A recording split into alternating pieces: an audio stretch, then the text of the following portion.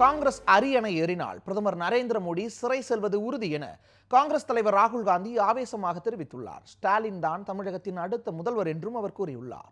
மக்களவை தேர்தல் நெருங்கும் நிலையில் தேசிய அரசியல் கட்சித் தலைவர்கள் தமிழகத்தை குறிவைத்து பரப்புரையை தொடங்கியுள்ளனர்.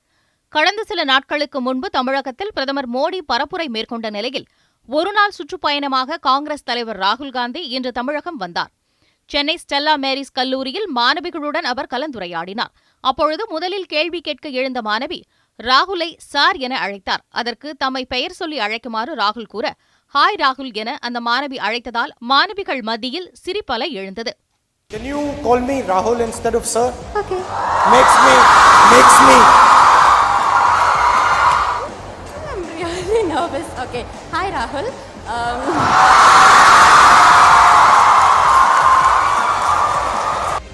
இதனைத் தொடர்ந்து கல்வி, பாலின சமத்துவம், பொருளாதாரம், ஊழல், தீவிரவாதம், ரஃபேல் போர் விமான ஒப்பந்தம் மற்றும் பிரதமர் மோடியை ராகுல்காந்தி கட்டி அணைத்த விவகாரம் உட்பட பல்வேறு விஷயங்கள் குறித்து மாணவிகள் அடுக்கடுக்காக கேள்விகளை எழுப்பினர்.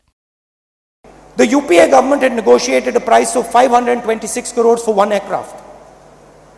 You know what Mr. Narendra Modi's new price is? 1,600 crores per aircraft. So he's almost tripled the price of the aircraft. But there's not a word from Mr. Narendra Modi or any agency investigating the man. So let's start there. The gentleman said that he didn't want to be Prime Minister, he wanted to be the Chowkidar. Well, let's get him to start doing that work. Why isn't he doing that work when it comes to himself?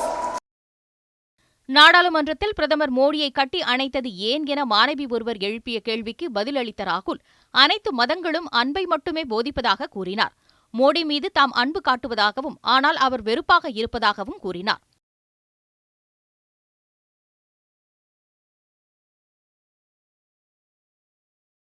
பின்னர் கிண்டியில் செய்தியாளர்களை சந்தித்த ராகுல் காந்தி, ராஜீவ்காந்தி கொலை வழக்கில் சிறையில் உள்ள 7 பேர் மீது தமக்கு தனிப்பட்ட முறையில் கோபம் ஏதும் இல்லை என்றும் ராஜீவ் கொலை குற்றவாளிகளை விடுதலை செய்வது குறித்து நீதிமன்றம் தான் முடிவு செய்ய வேண்டும் என்றார்.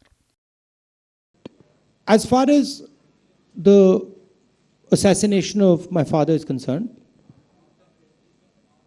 there is a personal issue to me and my family, which we have dealt with, which is fine.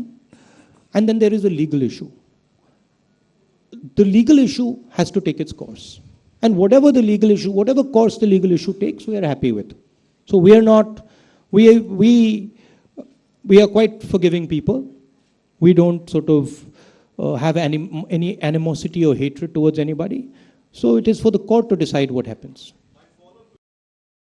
இதனையடுத்து கன்னியாகுமரி மாவட்டம் நாகர்கோவிலில் நடந்த பொதுக்கூட்டத்தில் பேசிய ராகுல் காந்தி, திமுக தலைவர் மு.க. ஸ்டாலின் வெகு விரைவில் தமிழக முதல்வராக வரப்போகிறார் என்றும், அடுத்த முதல்வராக வரக்கூடிய ஸ்டாலின் கருணாநிதியாக வாழ்கிறார் என்றும் கூறினார்.